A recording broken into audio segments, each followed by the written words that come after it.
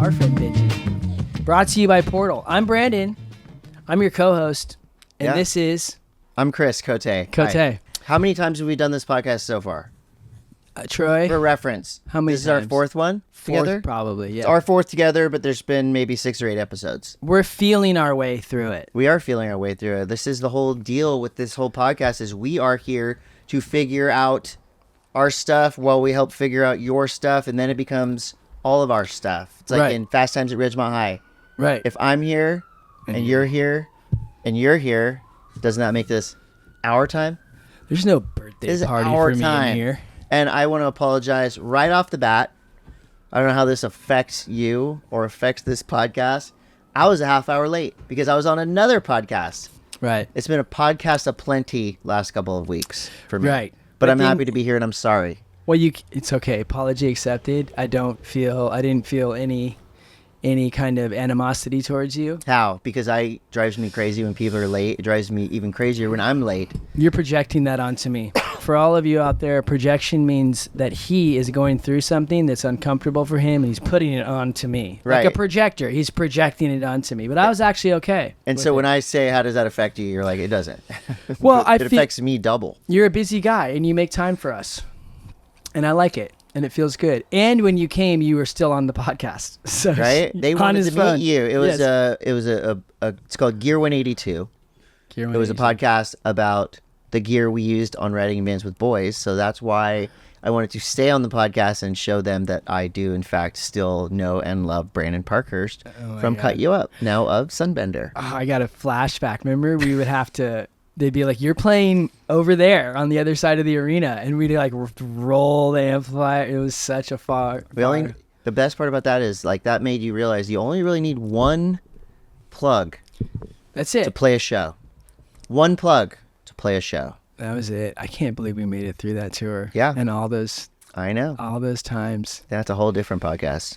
Yeah. Anyway, so yeah, like I said, been practicing my podcasting from both sides. So I'm happy to be here with you. You've been on tour. I've been on a podcast tour.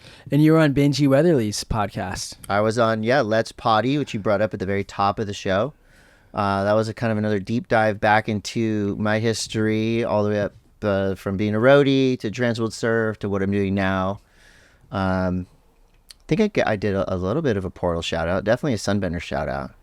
It's like it's kind of salesmanship. It was cool. I like what he wrote weird. in the text of the post, the marketing post on Instagram or whatever, but how instead of you talking about other people and stories, you talked about yourself. Right. What was that like? It's harder to talk about yourself than to talk about other people because to me, and I don't know why or what that means.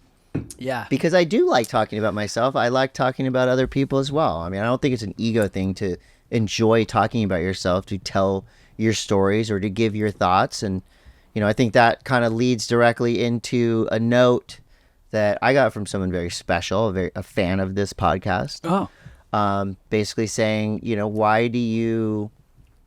Before you answer a question of Brandon's or of someone's, why do you always inject a disclaimer that you are not a doctor, that you don't know what you're talking about, blah, blah, blah?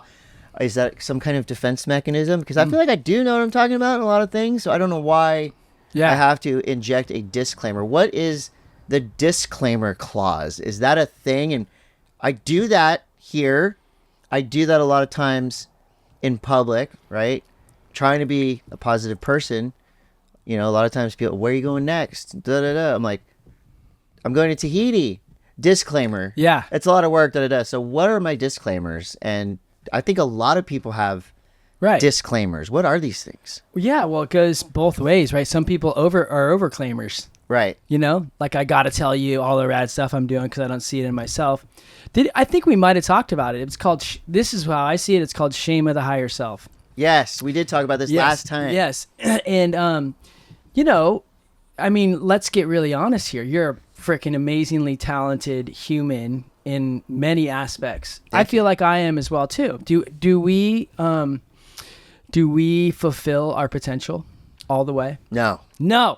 No. That's a good place to start. Easy answer there. Okay. Fulfilling potential. Right. And so if you think about, at least for me, because I'm really resonating with what you're saying, we were actually talking about this podcast. What are we doing today? It's awesome though when we talk, Yeah. and then we're the part of me is like, this is going to be a long haul. We're going to slowly build it and figure out what we're doing. But I know it's magical, and I have this impulse to make it freaking awesome.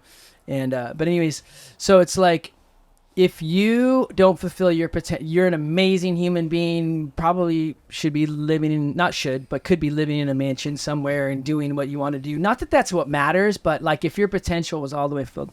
And let's also name that you do fulfill your potential in so many ways. Right. But we must in some way have a vision or a lens of ourselves that keeps ourselves small. Right. And it starts right there with that. The disclaimer. The disclaimers, right? Let's like this narrative. And so not to go too deep with it, but a little deeper is, where did we learn to be that way? Where did we learn the disclaimer? The disclaimer. And I think of it as like a false humility. It's under the guise of humility. Oh, I'm just humble. I don't want to be bragging. I don't want to be bragging. I don't want to be humble. But there's a saying, and it says, one cannot know true humility until they've at first experienced their entire magnificence. Explain that. Well, Because that sounds like a great bumper sticker. it is. I learned this in like a ayahuasca ceremony from the shaman, right? And I was like, he's like, oh, you have all these, you want me to play guitar? And I'm like, yeah, no. He's like, oh, it's false humility. But he said that, and I'll say it one more time.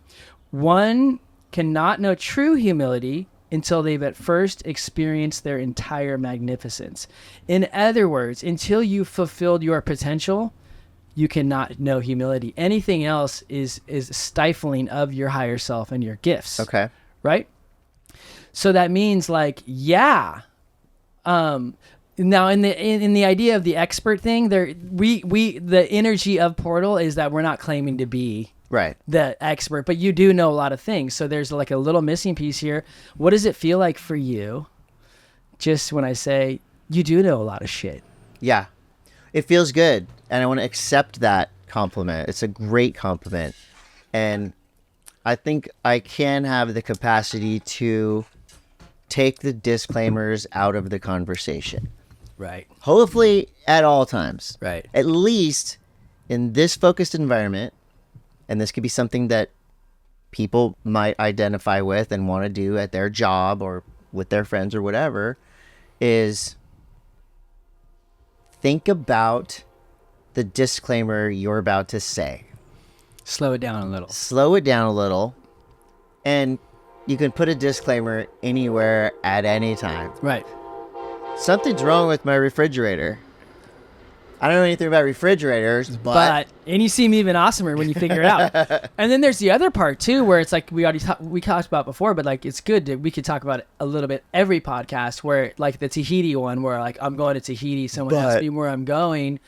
That part I think comes from you taking on other people's feelings, or me taking on other people's feelings. Yeah. I don't want them to feel bad. Now it's different than when you're a little kid and there's your friend, maybe their family that can't afford the bike, and you're sitting there talking about how awesome your bike is. You know what I mean? Like that is probably, so there's many nuances to it, but overall shame of the higher self is a big thing that I think so many people go through, right? Okay.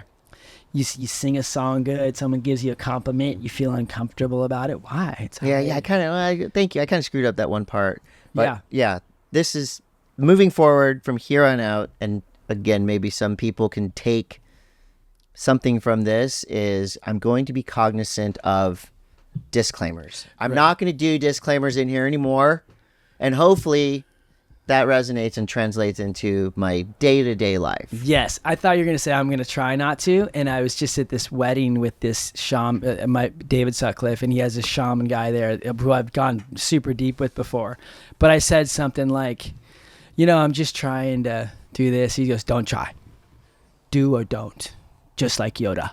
Yes. And I was like, oh, okay, because I'm always saying try. It's like that's kind of a way out. Try in itself is a disclaimer. It's a disclaimer. It is. Damn it. And yeah, what a great thing to talk about. Well, it leads me into like what I did last night, which is I went to Krishna Das. Okay. Now, Do you ever talk to people about things you're not really that interested in? Because you might not be that 90% of the interested. time. You might not be that interested in this. I will tell you, when I hear Krishna Das, okay, I'm going, in my mind, and I'm sure a lot of people listening, watching are going, okay, Krishna Das, okay, so I know what a Hare Krishna is. Yes. You used to see them at the airport. Right. Das, I know Ram Das, basically from you, or from my kid's mom, showed me a little bit about Ram Das. Right. Okay? And when you tell me that you went and saw Krishna Das, I kind of pair those things together. So from a fully entry-level position, Right. Krishna Das does sound interesting to me. Yeah. And also because you're interested in it, and I think we could all be a little bit more open-minded. If our friends are really interested in something, Right. we should at least want to know what makes them so excited about it. I almost said try, but I didn't. Yeah. Disclaimer. Oh, yeah. That's what I was going to say about disclaimer. Should? You know how Is to that break a disclaimer too? No, Should? This is a great thing that's like, so if anybody out there is trying to stop something or whatever, what someone taught me once was to tell on yourself in the moment and don't, name it. Oh, I just did a disclaimer. I want to let everybody know I'm trying not to do that, But Yes. I was just going to put these beads on you and be, no, but then I am not going to give it to you. But I started laughing because remember when we went to the show downtown? Oh, and I thought it was a ploy to put, bead you? Yeah, to bead me. Yeah. You brought me all the That's way a whole down here. different story again. That's a whole different story, but I So brought you went and saw Krishna Krishna Das, yeah. Das. And Yeah. why would I and these people be interested in your visit to Krishna Das? Yeah, well, Krishna Das, and you're right. So a lot of people know about Ram Dass. Ram Dass and Krishna Das were these two Americans that went to India because they were kind of lost, and they found this guru named Neem Karoli Baba, who is a super powerful magician. Like, he has so many stories of all these quantum, like, magic things happening, and he was just about love. He was just like a unconditional loving person. But anyways, Krishna Das was he was a crackhead, essentially. He's like, I'm addicted to cocaine and all this stuff, but he goes over and Ram Dass obviously becomes this huge icon for the spiritual movement coming into the 70s, out of the 60s. And Krishna Das was a musician, and he's like super depressed, and he started to play music. He started to do this stuff called kirtan music. Kirtan music is when you take a mantra. Do you know what a mantra is? Yeah. Mantra is something you repeat over and over and over again to stay focused, to take us out of our thinking, right? That's essentially the basics of the most simple meditation, is to sit and focus on your breath. Can be a mantra, essentially. Or like I would say Rama, or you could say peace or love or whatever you want. And what happens is if you start repeating this mantra over and over, all of a sudden you enter into the state of nothingness. Yeah. And then you'll start to think about, oh my God, episode 5 of The Sopranos, and then you're like, whoa, okay, and then you just get back to the mantra, right? So the kirtan music is these mantras with this beautiful music, Right. and it changed my life when I was in my big transformational, because I am a musician, Yeah. and something happened when I just heard this music and I heard Krishna Das singing, and it brought me into this whole new realm of my life. So. The reason I brought it up is because he was talking in between songs, and he's super powerful.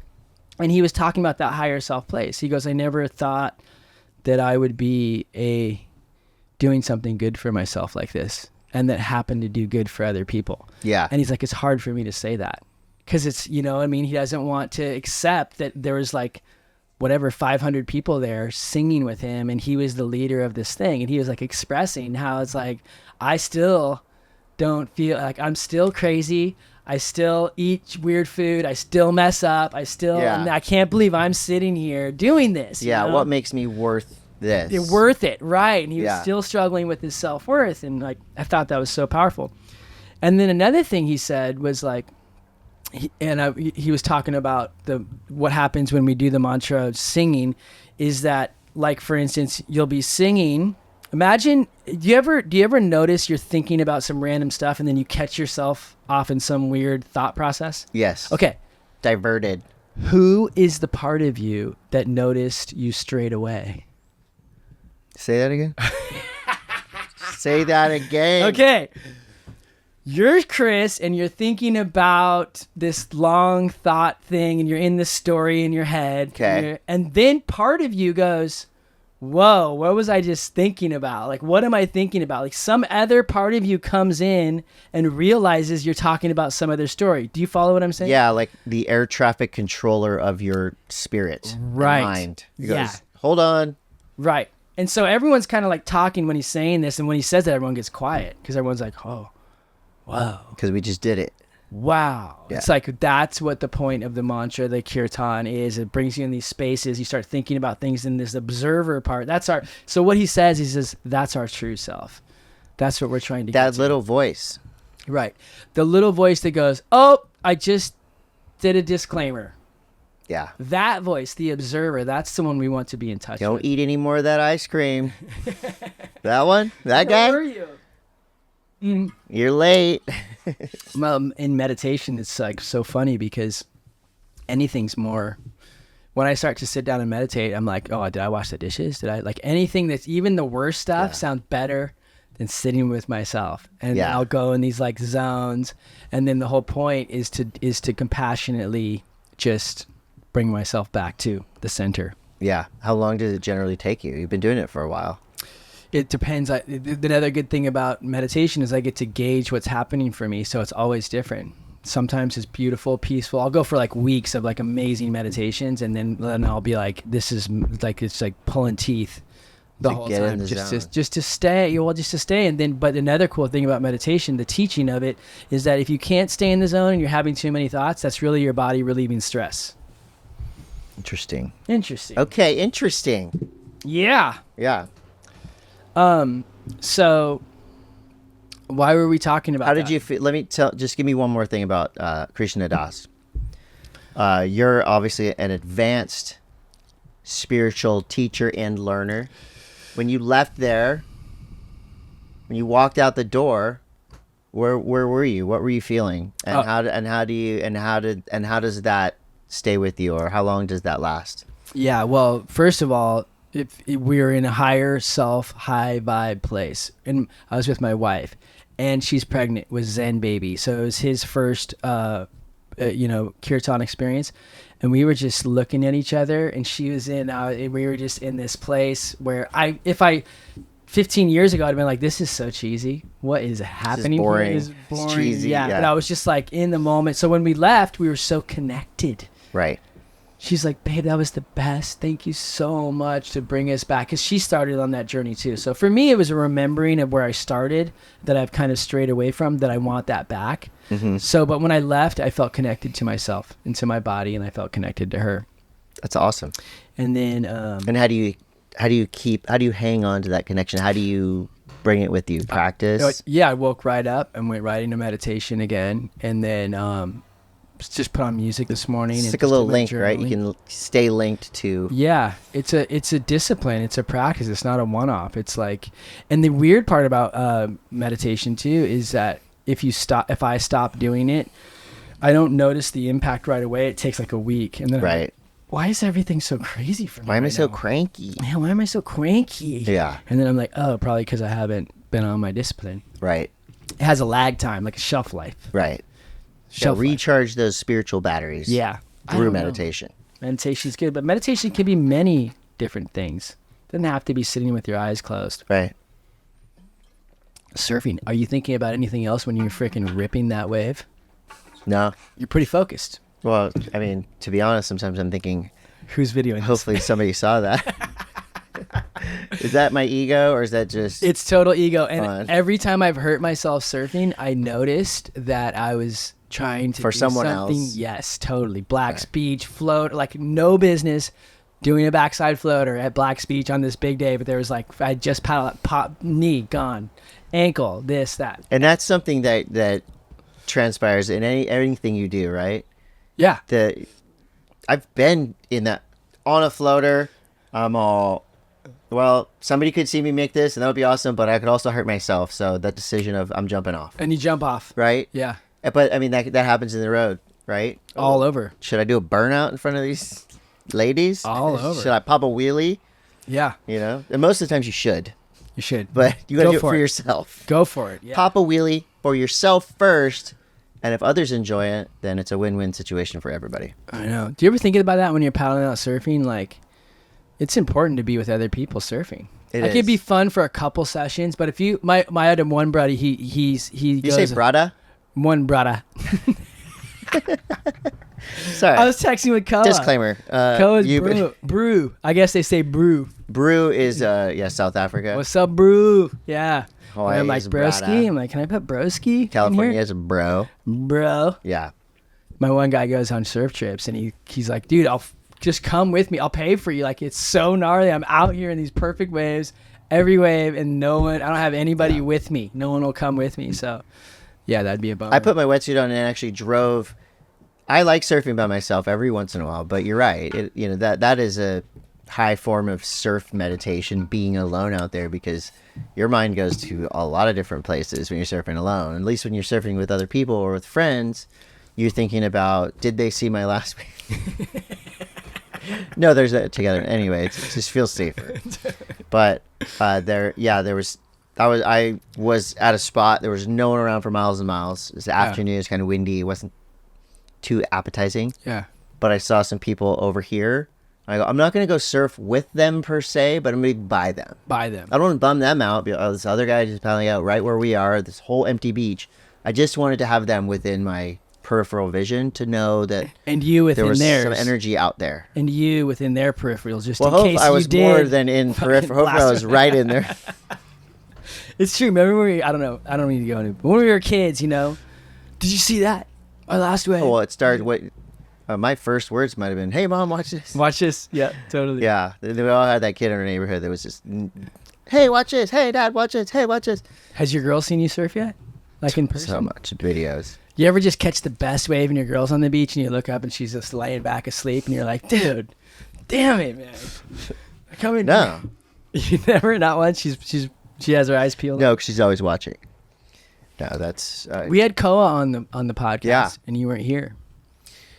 Yeah, that was a rare moment for me to let you down. You didn't let me down. I felt like I let you down because I said I was going to be there. I didn't realize I was already scheduled to go host an event in Park City on the same day. We had all that stuff planned, and there's two parts of it. One part I felt bad. I let you down. I let Portal down. I let myself down because I double booked myself like a ding dong. But then the second part of it, I was kind of excited for you because I know that I was going to be your support, your side man. yeah. And I know that by taking myself out, Yeah. it would force you to be bigger and better. And how did that go? Yeah. Everything you're saying is totally true. Letting you down. Totally. And then You're doing me a you got favor. better. So really, Totally. I had it all planned out the whole time. I double booked myself on purpose. It was such a thing because we were gonna both do it, and then you're like, "Shoot, I'm so sorry," and no Day animosity. before. Yeah, day before, and then I was just like, Sure. "Okay." I just and I told my wife, and she said the same thing. She's like, "Oh yeah, you're supposed to do it alone. You're supposed to learn." And I'm like, "Ugh." Thank you. But I realized how much I defer to you, Right. how much I was deferring to you.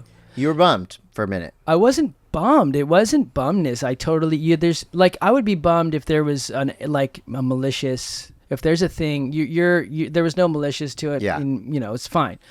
But I was like, oh, okay. And then I went into this mode. I'm like, okay. And it was really good for me to know because I can see where I defer to people. The work I don't want to put in on something. Right. So I was like, oh, because you're done this Oh, forever. this will be easy. And then I just buddies. I went in this zone and I got up and my wife's like, whoa, here he goes. Cause I get, Yeah. getting the flow thing. And I just and I'm like, okay, feel good about it. So thank you. You're welcome. I'm glad I didn't let you down. Well, and then what you did is you went to the Ken Block reunion. Yeah, it right? was Memorial? the announcement for the 43 Institute, which Ken Block, just a powerhouse of a human being, inspiration on so many different levels, helped so many people. And he started DC. He started DC. He started, he transferred from being the guy that founded one of the biggest shoe companies in the world, the most culturally relevant skate, surf, snow company ever, one day he decided he was going to be a rally car driver, asserted himself, did not take no for an answer, put everything he had into it, became one of the best rally drivers to ever do it. Right. That's like, and that is just barely scraping the surface of what Ken Block did. Right.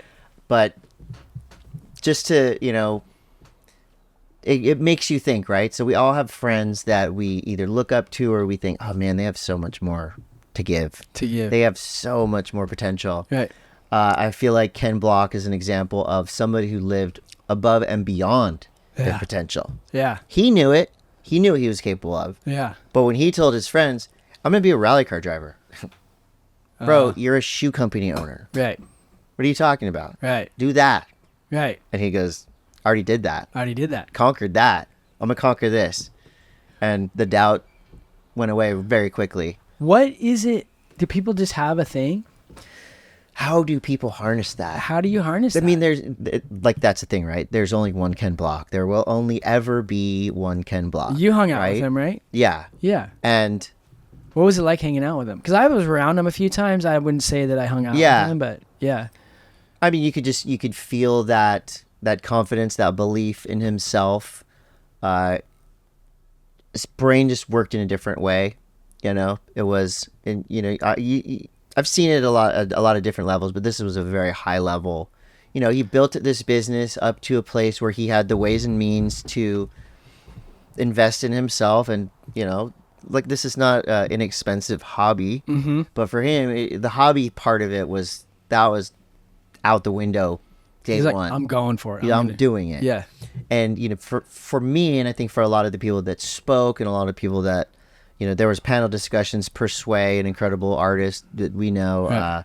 Salema Masakela was there. So not only did he inspire athletes, he inspired entrepreneurs, he inspired artists.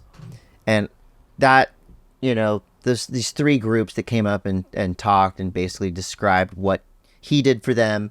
You look at the stage and you go, oh, wow, these are all powerful people. Well, they were inspired by Ken Block. Right. Not that he made them, but he inspired them. Just by being he himself. wasn't the type of person to be like, oh, well, here's the job, here's the money. It was just like, here's the money. What are you gonna do? What are you gonna do? Yeah. Action. He inspired action. And I think impact is a great word to describe a great person, right? You have an impact, right? A positive impact on someone. Did he ever see any of your waves? I'm sure. What? Not. But was there grief there? Were people sad, or was it a celebration, or was it? It was mostly a celebration. It's been a couple years, and the grief is never going to go away. But when there's a slideshow up there, and the whole family's there, all his friends are there. Yeah. There's that bittersweet feeling of he did so much. He did more. He did in his lifetime. He did more than 10 men could do, right. men or women could do. But I think everybody there felt like, oh man, he even had more to give, right? More, yeah. So the way he died, which was tragic, but he did die doing something he loved, right? And so, it's a different type of emotion when we've done the funeral, done the remembrance, done the anniversary stuff. Now this is a whole new beginning and a new chapter, right? So this was the announcement of the Ken Block Institute, which is basically going to help empower people to pursue their passions, whether it's art or entrepreneurship, action, sports, stuff like that. So there was a lot of joy there, and a lot of hope, for what this thing was going to become. So that energy is just carrying on. Yeah. And he died in a snowmobiling accident. I couldn't imagine. And was his friends were there and everything? Wasn't it his family and friends? Yeah, family and friends. This is you oftentimes you've been on motorcycle trips and stuff, like people separate, right? And I don't know like all the details, but basically the crew is doing their thing, and then there was an accident, and he didn't survive it, but talk about a total badass. Like the dude was a superhero. Yeah, that's what I want to say on my and is a superhero. That was one of the things too that I kind of took from being the host along with Todd Richards. Is in my mind, when I was going up on stage, I go, I'm not going to use the word was. I'm not going Great. to talk in the past tense about this person's impact Right. and how they will continue to impact people. So, Is. Ken Block is a badass. Whoa. Ken Block is That's an almost inspirational feature. That's almost like a good decider if you lived a full life. If people talk about you like you is or Was you and was. is. I want to be an iser. I want to be an is. You want to be an iser? Yeah, I when want to you be die? an is. Chris Cote is. Let's be an is. That's right. Yeah, I mean, and again, it's just two words, right? But these words have weight They do. in the context of where they're being used. They do. Like Brandon was a good friend to me. Right. Brandon is a good friend to me. Right. And when you were having issues, He gave when you me were, these beads. when you forced these beads on me, that's when he was not being a good friend. No, if you have a friend, if you have a family member, somebody that let you down, Right. like I thought I did, and whatever, the friendship ends, the relationship ends, like, well, Brandon was a good friend to me. Right. He still is, and I feel like it goes to forgiveness. It goes to like the memories you have of this person. But like, just because they did something, they passed away, they moved out of town, like there's a way for the was's to become is's. Isn't that weird that one of us will be at each other's funerals? Not Isn't if that we die weird? together. Oh, yeah. On a wave together. Yeah. Yeah. No, Well, I don't think about that stuff. I don't want to. Yeah, you don't think about death, huh? No. I mean, think about sometimes death. I do. But I don't think we die. I think just our body dies. Yeah. Ken Yeah. Block could be here. 43. Definitely. 43? Is. Is. Bro, is. He is with us. Ken Block was. He is in here. He was here, but it was Now at he 1:30 still when you is were supposed here. to be here. Oh, when He I took was off late. before Yeah. you got here. He is in here. You, Brandon, are in here. What about like if I was saying, where someone goes, "Where's Chris?" and I say, "Well, he was supposed to be here at 12:30." That's a But he's still okay alive. way to use the word was. He was supposed to be here. Is Chris here? Or- was well- supposed to? Actually, you can use it in both ways. He was supposed to be here, and then it gets to a certain point where you go, he is supposed to be here. He is supposed to be here now. Oh, So cool. that's actually a great segue. Let's take the heat off me and put the heat on someone else. You have questions, right? Yeah, we got some questions. We got some questions, and that's what we want to do here because we're experts at trying to answer questions. Yes, and if anyone's Is that out a disclaimer? there, oh yeah, we are. I am going to do my best to answer these questions with the experiences and things I've learned in my life. Yes, and now stare in the camera at whoever told you to do that. I am going to do my best Just pause. to use my experiences and things I've learned in my life to work through whatever question Brandon's about to read off of One his thing I've phone. really worked on here in this podcast is processing my anger. Because I'm 47 and I've got a lot of life lessons behind me and a lot to come. So I'm going to use those. Okay, so Do I have my notes best. here. It's 4/9. It says Cote 11:30 a.m. Is supposed to be here. a little later. Is here now. Okay. I have questions. You got questions? If you guys have questions and you're out there, send them to us through Portal EXP Instagram or DM me directly. Yeah, and they can be any questions. They can be questions of things you're struggling with. They can be questions of things you're happy about. They can be whatever. Or share. Yeah, we're experts. Okay. This is from Lewis. He let us use What's up, his Lewis? name. So what do you do to keep your brain busy when bored to death and you have a habit of doing self-destructive things when bored? Oh my gosh, this is great because when I was younger, and I remember the first friend I had that went sober, that went to rehab, stopped drinking, stopped doing drugs, and then a year or two later started again. And I remember having a conversation with this person. I go, "Bro, what happened? Why did you start doing these things again?" He goes, "It's bored. Bored. Yeah. Boring." Yeah. And that's something that, you don't hear, you didn't read in the addiction manual. Right. Well, just be careful, because I'm partying, I'm with my friends, I'm celebrating, da da da. You rarely hear, well, I started doing heroin, or I started, drinking bottles of Jack by myself alone at night because I was bored. So Right. the old saying, idle hands Or the or devil's the plate. devil's work. Right. Boom. How do you do this? Brandon, Right. you're probably pretty good at that. Well, I mean, there's a cool story about this guy. You know, when you're kids, they say, "You want to know why you're bored? Because you're boring."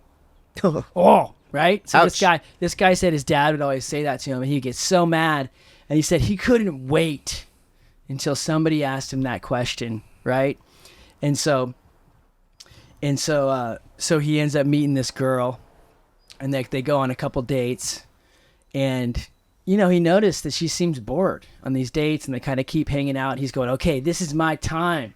I'm gonna get this lady back, So he waits, goes on this date, and finally he goes, you look really bored. And she's like, yeah. And he goes, do you know why you're bored? And he was gonna do his line, and she goes, because I'm hanging out with you. Backfire. He never got to say his line. Well, what is bored? Here's a cool saying. Don't mistake boredom with serenity. Ooh. That's the first thing. Okay, so like maybe I know this. Oh, that's not a boring slogan. That's not a boring slogan. So it's like maybe there's a way where we're supposed to feel what it feels like to just be still. Right. And to be looking at a wall. Yeah. I mean, it's hard for me. It's hard for you. You feel like you got to do things. Yeah. You have to be doing things. Constantly. Who are you if you're not doing something? Right. No, who are you? I'm doing multiple things. I'm cleaning Right? the house. I've got music on. was I'm you? cooking lunch. I have a hard time doing one thing at a time. Yeah. So boredom for me, when it creeps in, and I do believe boredom does creep in. It doesn't just happen. Right. I'm bored. What the heck? I'm done with Right. this thing. I'm bored. Kind of slowly creeps in like a little fog, and I immediately experience guilt. If I'm bored, I experience guilt. I could be working. I could be drawing, painting, writing, playing music. I could be doing anything. Yeah. Yard work. But I feel guilty when I feel boredom. Right. And so what do? I start doing things. Right. And luckily for me, I have a lot of outlets that are, I'm not even going to say constructive, but they're not destructive. Right. Doing chores around the house, writing music, playing guitar, drawing, painting, going skateboarding, riding my, the list goes on and on. I have a You have a gift. I've got a list, a war chest of things to do when I'm bored. So Yeah, you have a gift. So let me answer this question. yeah, you take it because I'll text you my in a list. good way. In a Yes. good way, you have a gift of you just. I mean, like I'm thinking about the things you build in your front yard. Lawn the things monsters. you do with lawn monsters. I mean, like you're always doing, and I love it so much, and it motivates me too with our band, our shows. You're always having ideas, you're creating. So like when I hear someone say, I'm bored, and then like it makes me feel like, like you're a victim. Right. Like, oh, you're bored. Like someone told me once, what's the meaning to life? The meaning to life is whatever you fucking make it mean. You know what I mean? And I was like, whoa.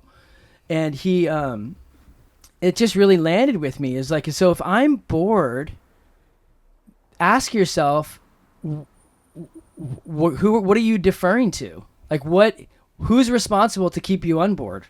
Yeah. Do you know what I mean? And then the person might go, well, I am. Well, cool. Well, what kind of risk can you take right now to go out and put yourself in a situation where you're doing something new or something like there's a block there. Yeah. That's how I feel with it, right?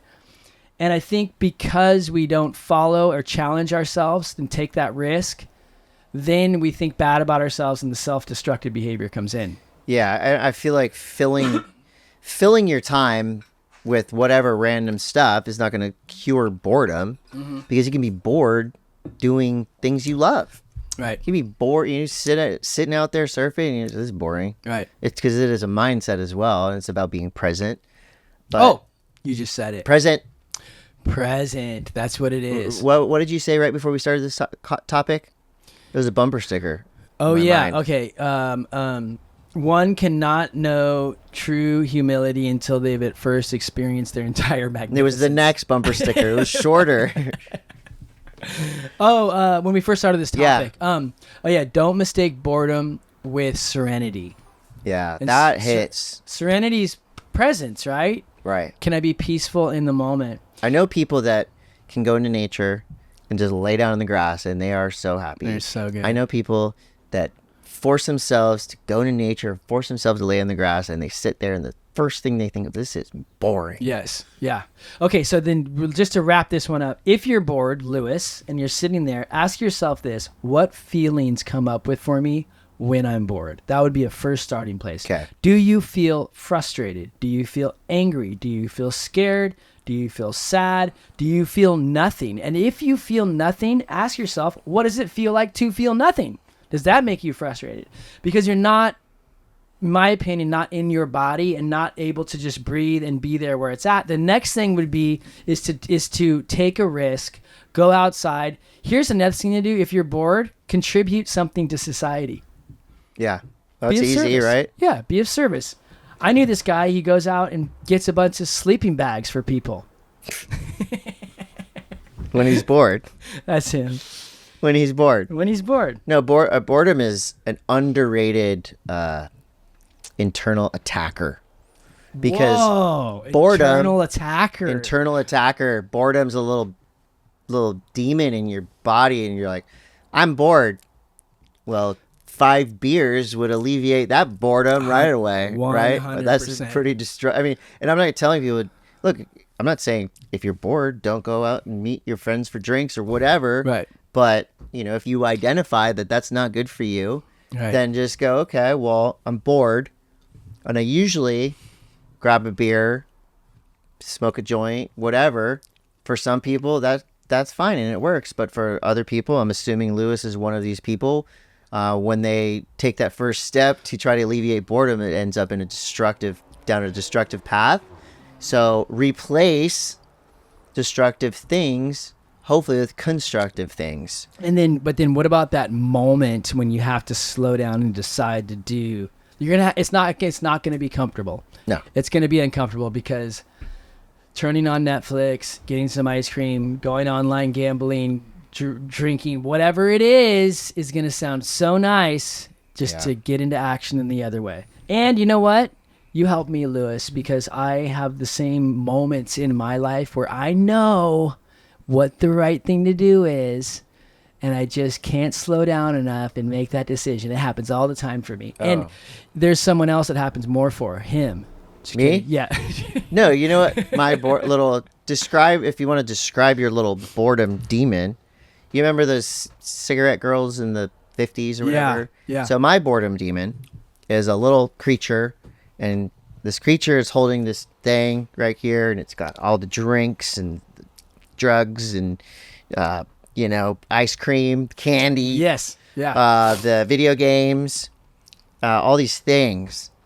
And it's just walking around going, whoa, you're bored. Oh, here you go. Take your pick. Whatever Here we you go. want. Very easy to pick one of those things, but it's easy. It's more constructive to go hold that thought, because there is a time and place for ice cream. There is, right? And Netflix. Right. Totally. And all these other things on the boredom demon's tray. Right. But I personally like to earn the ice cream. Oh, I just thought of something. Sorry to Yes. interrupt. It's ice cream and Netflix is good, but it's a rewardum. Ooh. It's not boredom. It's a reward for battling So boredom. are you getting a rewardum for doing things, or are you just in boredom? Yeah. Well, when I'm bored, I like to eat snacks. I like to eat snacks, yeah. So there's that moment where, like for me, it's with food a lot. Yeah. And then what I do is I start bargaining. I'm like, well, I'll do it this I'll time. have 3 chips. Yeah, I'll do it this time, and then I'll get on it. Then I'll be on it after that. Yeah. Lewis, good luck with that. That is a great question. Work on Something your that we are struggling with too. Work on your serenity. I'll work on my serenity and slowing down in that moment and getting up and getting into action. And then rewardum will come. Yeah. Replace the bad things that you usually do when you're bored with good things that hopefully you will continue to do when you get bored. Anybody out there, send us your questions. I've already said it a zillion times. We want to answer them on here. And I love you. I love you. And I love you guys, I think. I don't know. Yeah. All the way. We'll have to take it slow. You know? Yeah. Think of what your boredom demon looks like Yeah, addiction. and identify it, and don't take those things right off the tray at first glance, because right behind your boredom demon, there's a whole litany, a whole world of things you can do, Yeah. big or small. Start surfing. Maybe someone will watch you. Maybe Brandon will compliment one of your waves for once. But you are a good surfer. Edit that. Okay, thank you. H37P exclamation mark, brought to you by Portal. Sending y'all love. Nice.